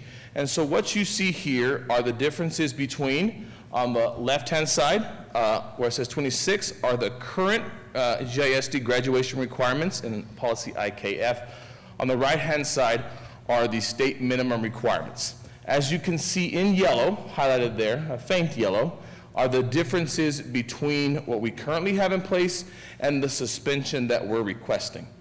Most importantly to note that what we require here in Gadsden is more required foreign languages.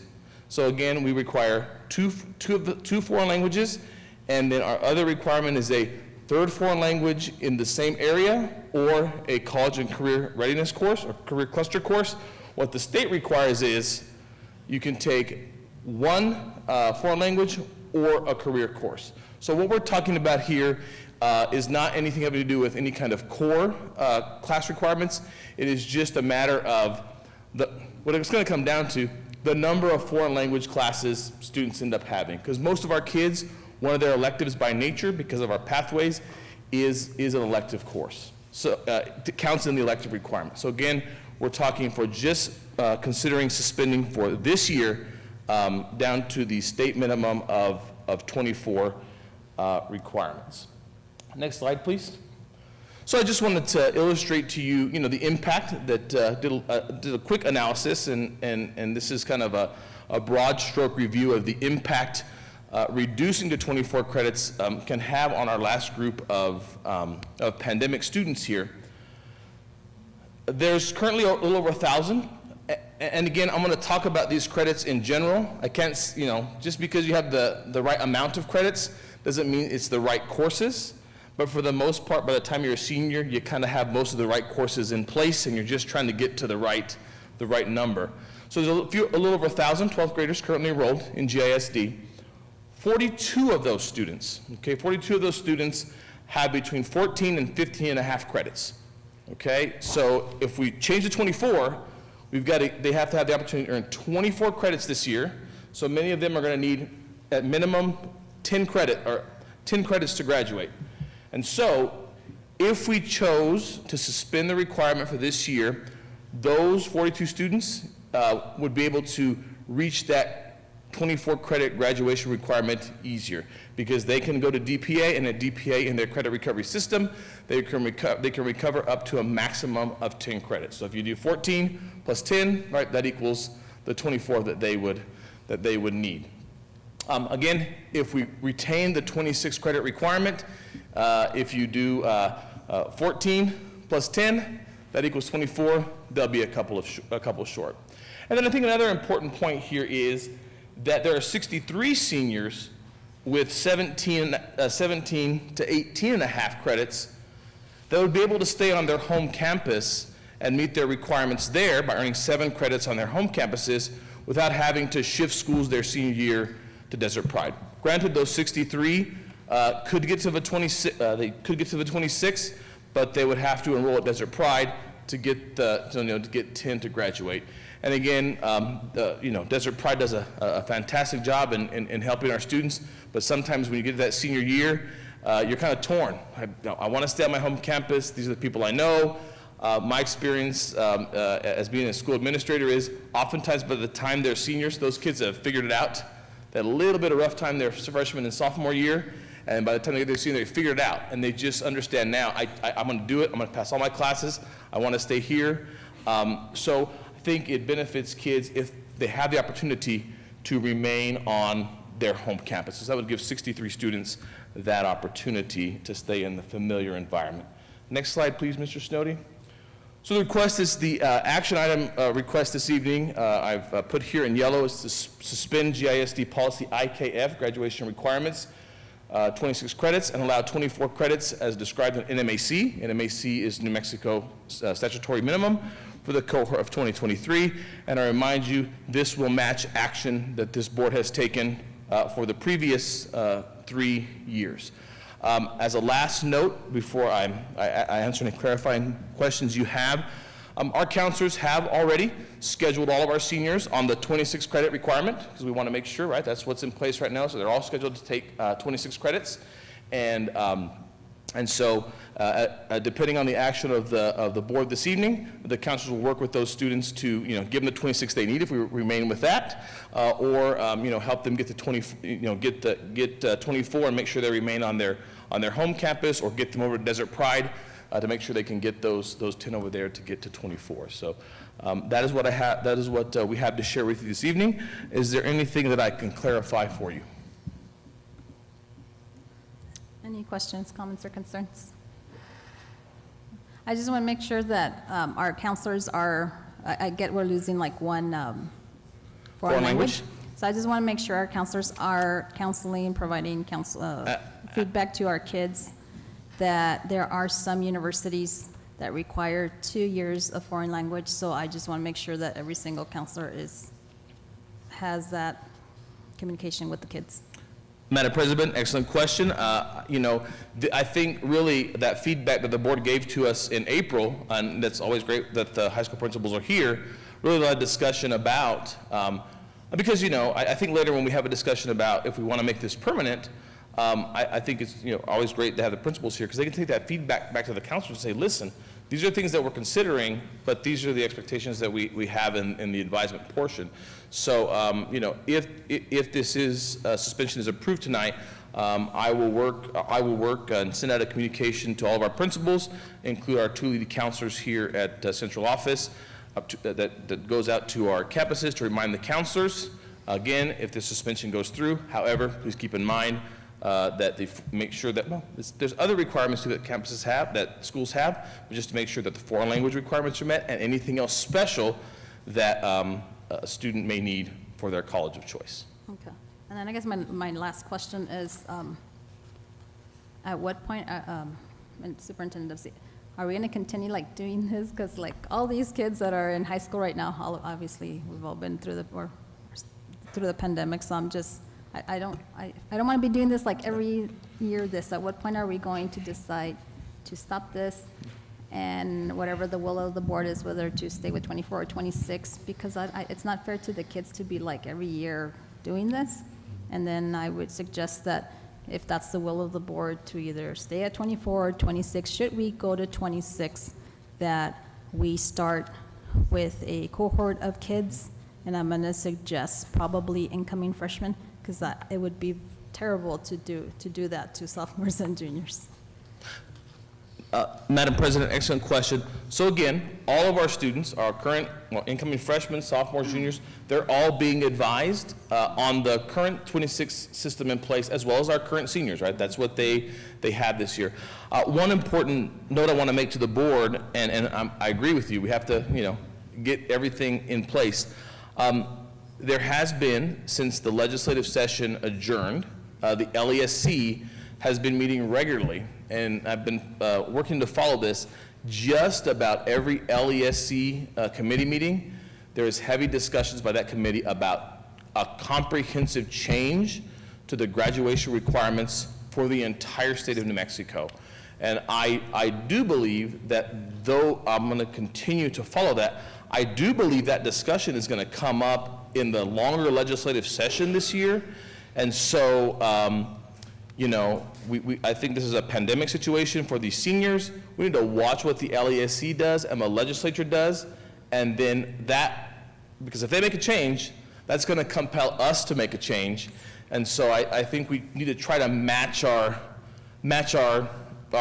changes and actions, with what the state's doing. So I've been working to keep a close eye on that. No, thank you, because you're right. There was a in February that I attended regarding that, and so thank you for keeping track of that. Thank you, sir. Any further questions, comments, or concerns for Mr. W? Okay, do I hear a motion? I'd like to make a motion to accept action item D, graduation requirements, to maintain it at 24 for the cohort 2023? Yes, ma'am. Okay, so Ms. Rodriguez has made a motion to continue with the 24 credit hours as graduation requirements for the cohort of 2023. Superintendent Dempsey. So recommend. All in favor? Aye. Aye. All opposed? Okay, motion passes. Thank you, sir. Okay, moving on to action item 9E, selection of architect for Gadsden Middle School. Superintendent Dempsey. Madam President, board members, Ms. Vela is going to help us with this next two items.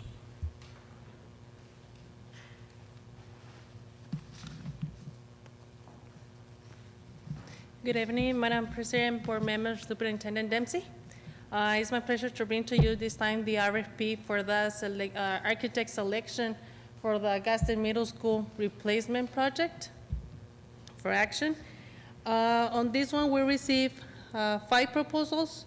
As you can see in the table, we evaluate all the 5 proposals. After the technical evaluation, the committee decide to cut off the score to 350 points out of the 400 points for the shortlist finalists.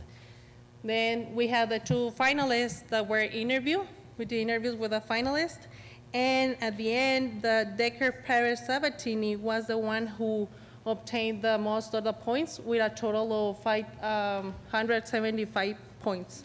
So as per the final ranking, we recommend Decker Perez Sabatini. Do you have any questions? Questions, comments, concerns for Ms. Vela?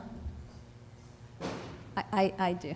So what I wanted, I know we're just approving the ones that are going to do the architecture, but I just wanted to bring it up to Mr. Dempsey to please, whoever gets awarded this evening, to please make sure and start looking at, as a design, Gadsden Middle School for layers of protection for, unfortunately, what's happening in our world today with active shooters. What can we do to add layers of protection to the design of Gadsden? And what I was referring to is, for example, I was talking to Mr. Dempsey when we were approving the agenda, such things, I'm not an expert on adding safety to buildings, but, because I was telling him, some of our schools, the ones that are designed like Sunrise Elementary, they're at an advantage in that they've got an exterior door where they can exit. Many of our other buildings don't have that exterior door. And then also, when it comes to windows, if God forbid, we're in here and we have to hunker down, well, we've got exits here, right? But if those exits weren't here, we're sitting ducks because how can we reach the windows? So with that in mind, if you all can, whoever gets awarded tonight, if you could please stress, as they're designing, to add layers of protection for our buildings. Yeah. Okay. Any further questions, comments, or concerns? Superintendent Dempsey? Motion. Sorry, do I hear motion? I'll make a motion that we accept the architect for Gadsden Junior High, Middle High. DKS, right? Yes. Okay, so Mr. Castillo has made a motion to accept the DKS Architecture Company for the rebuilding of Gadsden Middle School. Superintendent Dempsey. So recommend. All in favor? Aye. Aye. All opposed?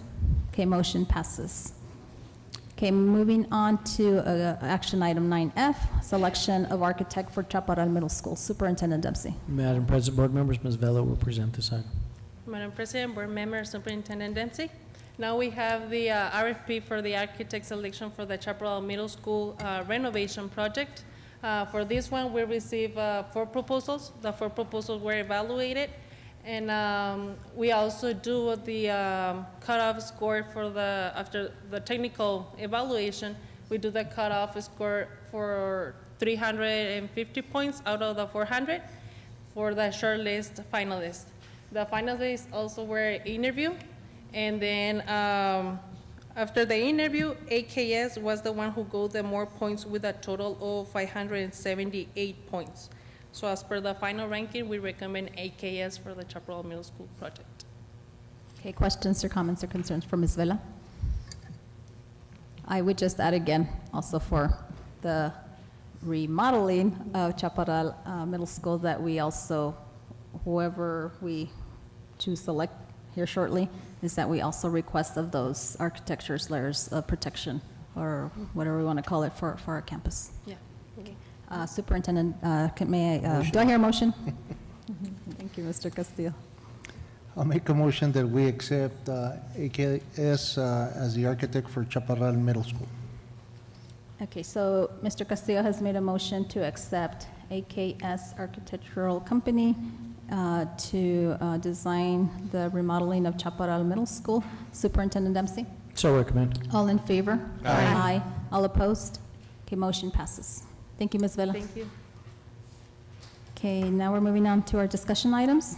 First one on the list is 10A, presentation for the MESA Memorandum of Understanding for the 2022-2023 academic year. Superintendent Dempsey. Madam President, board members, Ms. Ramirez is going to help us with this item.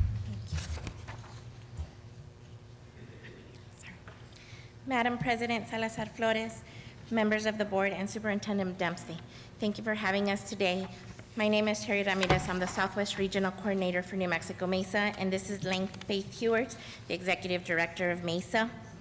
I have been lucky and fortunate enough to speak to you several times regarding one of our many components of Mesa, but we wanted to give you a brief update of the school year 2022-2023. As many of you know, Mesa is math, engineering, science achievement, and this coming school year will be our 40th year in New Mexico. So with that, we've been in Gadsden for over 20 years. Our students get to do several components, such as join guest speakers, do leadership activities, workshops, do college visits, community service, fundraising, do competitions, and our teachers get to do professional development. All of that combination is what makes a Mesa student. At the end of their time with Mesa, we provide a loyalty award, which goes up to $1,000 for all their participation that they've done with New Mexico Mesa. We have been at Gadsden Middle, Gadsden High, Chaparral Middle, and Chaparral High for a few years now. And with this upcoming school year, because we were able to receive some junior bill funding, we will be able to include Santa Teresa Middle, Santa Teresa High, and a pilot program as well for Berino Elementary 6th graders. However, the funding is non-reoccurring, and we don't want a pilot program to fall. And so we would just like to continue the conversation, as you guys have always been very supportive of the MESA program, so that the program continues at all 6, possibly 7 schools for the upcoming years. I don't think you missed one thing. So we do thank you for your time, Madam President, board members, and Superintendent Dempsey. And lastly, as one of those many, many components that our MESA students do, it is with great pleasure to say that Chaparral Middle School won again the national competition.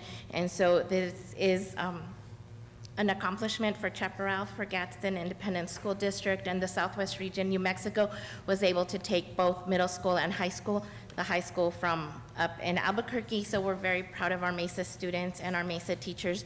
We really couldn't do it without the support of the board, superintendent, all the administrators, and the teachers in this district. Thank you. Okay. Any questions, comments, or concerns for the ladies? Okay. No. Okay. Thank you so much, Ms. Garcia. Thank you, ma'am. And thank you for all you do. Thanks. Yes.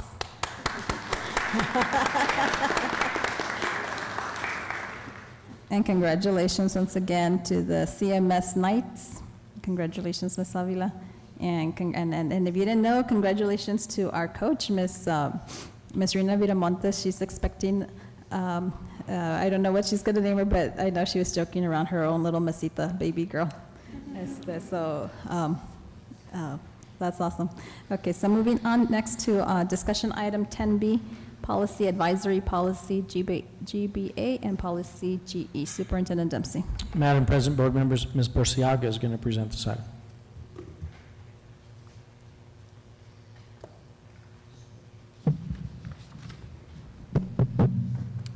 Good evening, Madam President, members of the board, Mr. Superintendent Dempsey. I would like to present to you 2 policy advisories. The first is Policy GBA, which is in regards to equal employment opportunity.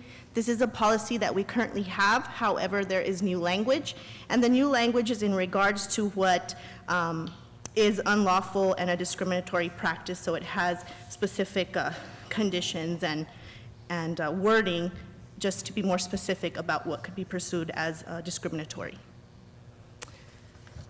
The second policy is GE, and this is retiree return to work.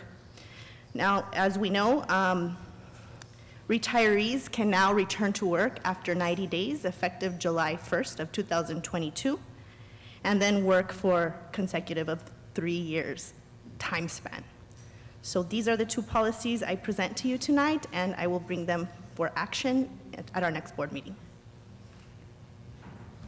Any questions? Any questions, comments, or concerns? Madam President, Go ahead. Ms. Urciaga, we're just gonna go with, is this your language? You know how? Yeah, I was going to ask that. Right, because, and the reason is because, I mean, we've been used to the, you know, the advisory, you know, they send some stuff and then they tell us for us to tweak it to our, so is this your language or is this theirs? These are not edited, this is their language. Okay.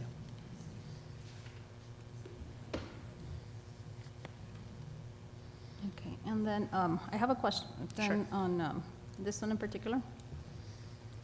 So any public school employee, whether administrator, teacher, can return after, like you said, 90 days, which is like your 3 months.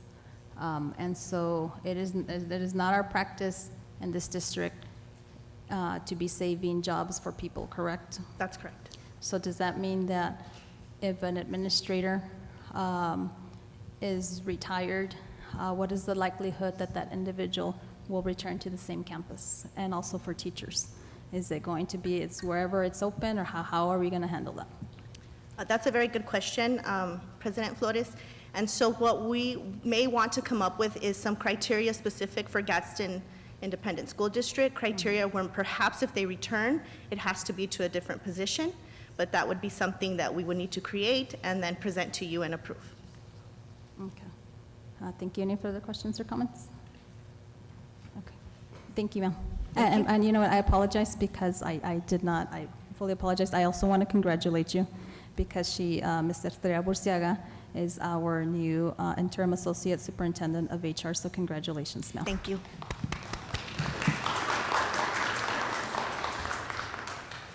Okay, moving on to discussion item 10C, GISD Wellness Policy. Madam President, board members, Ms. Cregan is going to present this item, I believe.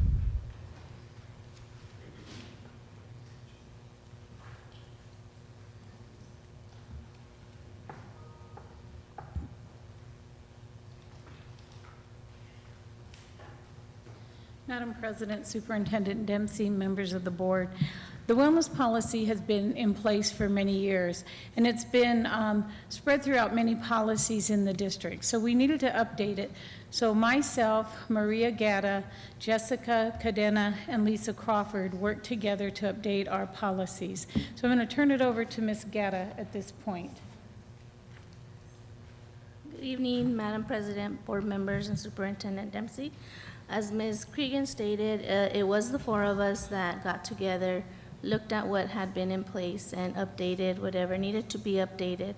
It was then, pieces were all there. We just had to put everything together, all the policies that the district had, put them all together and make sure that they were in line with the rubric that was provided by PED, and as far as what requirements our policy has to have. Once we did that, it was sent to PED for approval, and we did attach the policy itself as well as the rubric and the approval letter from PED. And as you guys will see, the comments from PED were very positive. I think they did say that this was... I'm sorry to interrupt you. I'm going to remind the audience that to please limit your sidebar conversations, please. Thank you. You may continue, ma'am. Sorry. That they did mention that our policy was one of the most it was put together well, and it followed the rubric very well. They were very impressed with certain areas, and I commend the district with all the policies that we have, because that's what they look at. It doesn't just entail nutrition, it entails different areas throughout the district so that it kind of ties the whole community, the whole, the model that they want to focus on is the whole school, whole community, and whole child. So it's not just nutrition that they talk about, but they look at physical ed, they look at physical activity, physical ed, health services, health education, nutrition, and nutrition ed. So we did attach the policy for your review, so we stand for any questions if you guys have questions. Questions, comments, or concern for Ms. Guerra? I just have a comment. Go ahead, ma'am. Or a question first. For the policy is the one that we're seeing there, that's hyperlinked, right? That's what it looks like, and that's what was presented to PED? Correct. Okay. And I agree with you. I commend you on the review. It's pretty exciting, once again, to hear those great comments that were made. So thank you for all the work and, working collaboratively with the other, with Ms. Jessica and you mentioned, Lisa Crawford. Yes, Ms. Yes. Crawford. So thank you, ladies, for that. I think that's phenomenal, and I'll continue moving on. Thank you. Thank you for all the work that you all do together collaboratively, and it's awesome to know that they want to take the time that what these two ladies did over here allowed your staff to take some time off because they were working full-time, nonstop, so Correct. thank you. Thank you. Any further questions, comments, or concerns? Okay, thank you so much. Okay, moving on to discussion item 10D, Eastern New Mexico University Memorandum of Understanding for Occupational Therapist Assistant Program. Superintendent Dempsey. Madam President, board members, Ms. Burciaga will present this item. Once again, good evening, Madam President, members of the board, Mr. Superintendent Dempsey. This is an agreement with Eastern New Mexico. This agreement is specific for occupational therapy assistants to do their clinical internships in our schools with our students. This is a MOU we have engaged in before, and it has been successful. And so I bring it for discussion first and hopefully for action. Questions, comments, concerns? Go ahead, ma'am. I just have a comment. Those are really nice programs, and I think it's really important to mention it to the parents because they see, random people. But I really like this, and I really think that it's a great opportunity for our OTs and for the students and for the teachers, to see to see how it works. So just my comment there. Any further questions, comments? I don't believe so. Thank you, ma'am. Okay, thank you. Okay, moving on to discussion item 10D, Gadsden Independent School District Legislative Priorities. Superintendent Dempsey. Madam President, board members, I'll present this item. What I wanted to have a discussion about, and we started this a couple meetings ago, and I think tonight we can see, as we progress toward the next legislative session, what are the board's priorities? What type of items do we want to ensure are on our legislators' minds? And one of the things I might suggest is we put a list, and I might even use the term menu of possibilities that maybe they can get behind and support. And so I think, SROs is a terrific, probably the best conversation, and it should be the first priority in my opinion. That would be my recommendation. Another opportunity to consider, because keep in mind when we get to SROs, now we're talking about personnel contracts. So, you see tonight how difficult that gets. Another project that does, I think, have merit is locking mechanisms on our classroom doors. The traditional classroom door in a school is locked with a key. And it's not that uncommon because students leave the classroom for various reasons. And then if you have that door locked, somebody has to open that door every time that occurs. Now, what we tell our staff is lock the door. And that should be the protocol. However, the newer locking mechanisms allow you to just push a button or have a deadbolt where you can lock from the inside. And that could be another project that we could partner on with our legislators that could add another level of security to our schools. And so that might be a piece there. You heard tonight some support around STEM and specific around the MESA program, which we really, during our community meetings, it was clear that our communities want to see those STEM programs increase across the district, and we've been very successful. Chaparral Middle School has been incredibly successful with that. And so we want to give those students those opportunities as well. So those are the things that I have on my mind.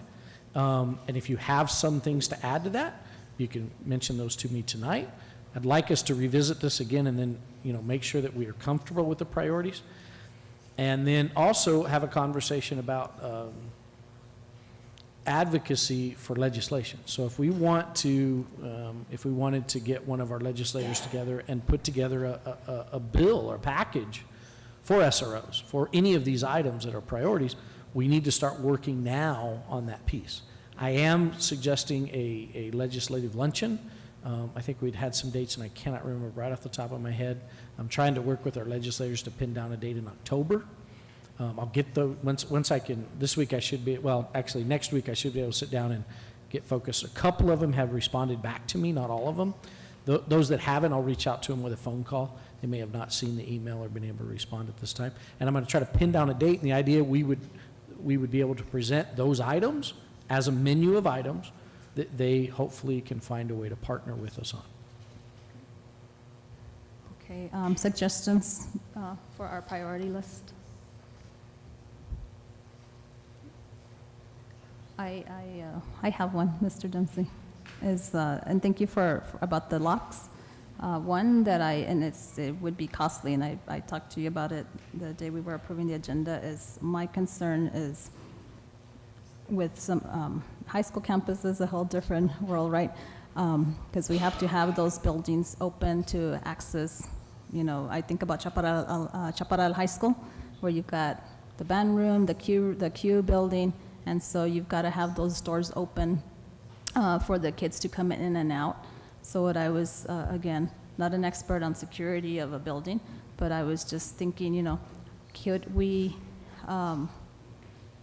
install in our doors the capability of, should we need to lock down, where we press a button and those locks automatically go and secure the doors. And then also, where I work at, also, this is for the elementary schools. I was telling Mr. Dempsey, is that, some of our campuses, well, most of our elementary campuses, at least where I live, I've noticed that there's the doorbell. So the doorbell is in place, you've got the camera. When I go, they ask you what you're doing, then they open the door. But the reality is that in some of our campuses, I hope things are changing now this year, is I can easily go access the back, and I've seen this. The doors are open towards the buses. I can access the back, and so that is a great concern. So what I was suggesting to Mr. Dempsey is, where I work, is you've got, I don't know what they're called, sir, but they're activated by key cards. And so it's a little black square. You put your badge, beep, you hear it beep, and then it opens, and that's how you access. Where I work at, like when I have to go and test children and they're in portables, I go, because I'm a district employee, I check out the key card, then I go and it opens it. So just, I would encourage my colleagues to, to start thinking of ideas. And I know we can't do this all at once, but just maybe when we think of something or we come across something, let's propose it to Mr. Dempsey and just see if that can be done. Madam President, I might add that we did allocate some of our federal dollars to try to investigate some of these possibilities. One of the mechanisms, something similar to what you're describing, but this actually would notify you if a door was left open. So you would be in the front of your building, assume a principal's in their office. If a door were left open for some reason in the back of the school, they would be notified that a door is ajar. And I think that's another piece that's important to consider. So we're looking at multiple options, including the card access, as tools to help secure campuses. And we do have some dollars that would get started, but if we could partner again with legislature, with junior monies, that could, that we're just going to be able to move faster and cover more doors. And then I also wanted to mention is that, if our state reps are I know they're going to be willing to work with us because we're working on our relationship, right? And so, but they also have the right, sir, correct, that they allocate money to their community, right? And if that's the will of the state rep, the rest of the community has to understand that, let's say Representative Lara wants to contribute monies to the area that he represents, that us in Chaparral are not gonna get upset with Mr. Lara because we didn't get anything, but we have to understand that he represents that district, correct? Madam President, I think that's a fair representation of how that partnership needs to go. If they're willing to allocate dollars, we need to fairly make sure that the communities they represent are the ones receiving those dollars. Now, what it might look like is, let's just say, use your example, Mr. Lada is able to allocate some funds for his school. Maybe we can allocate some of our operational dollars to cover Chaparral. But that's still a partnership, but I think, without a doubt, my point would be, I think they deserve that type of partnership to be sure that their community those dollars are working for their community. And then I guess I would just add too is that, yes, we're going to establish our priority list. We're going to continue those conversations for our state reps, but I'm also encouraging the public out there at large to also, it is your responsibility to help us. And then, you might have other ideas, so please contact, our state reps, which is Willie Madrid, Chaparral, Ray Lara, Sunland Park area, and then Doreen Gallegos. Did I miss anybody, sir, as far as our state reps? There's another one, huh? You did tell me. We actually have our Senator Cervantes, and then our new Hamlet. What is her name? Ms. Hamlet? Senator Hamlet, is that right? Hamlet. She, because of the redistricting, she's now a part of our area. And I have reached out to all of those. And actually, I believe Ron Griggs covers the Otero side at Yucca Heights, and I've reached out to him as well.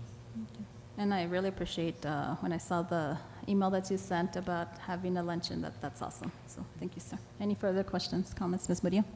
One thing that I suggested is to, once we come up with a list, to send, maybe through Remind, or send some sort of survey to our community so they can be involved in the decision, because whatever, maybe my priority as, this area, Santa Teresa, is not going to be the priority for your community in Chaparral. So I think if we come up with a list and then have the community rank them, I don't know, 1 through 5, 1 through 10, and then we present that to the legislators, they can see that the community is also involved in this decision-making. That is a wonderful idea. Yes, I like that. And also, for students that are listening, well, parents that are listening, obviously, yes, we're talking about you, but also parents, have your kids also, give the state reps ideas. They're the ones that walk through our schools or on a daily basis, and so they also need to be participants in that wonderful idea. Ms. Murillo, thank you so much. Any further questions, comments? So it sounds like, I guess, we gave you a couple of ideas, and if we come up with more, we can definitely add to that list. Absolutely. Thank you, sir.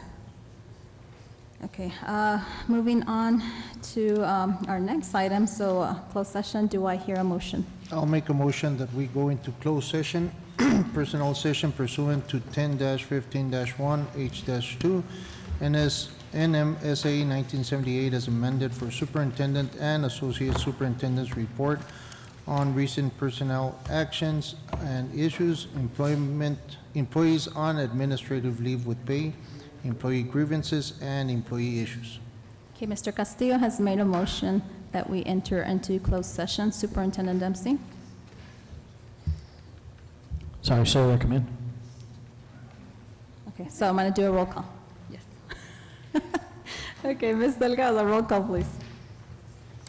Mr. Cano? Aye. Mr. Castillo? Aye. Ms. Flores? Aye. Ms. Murillo? Aye. Ms. Rodriguez? Aye. Okay, all opposed? None, so that motion passes. We are now in closed session. Thank you, everybody, for joining us this evening. Have a safe trip back home.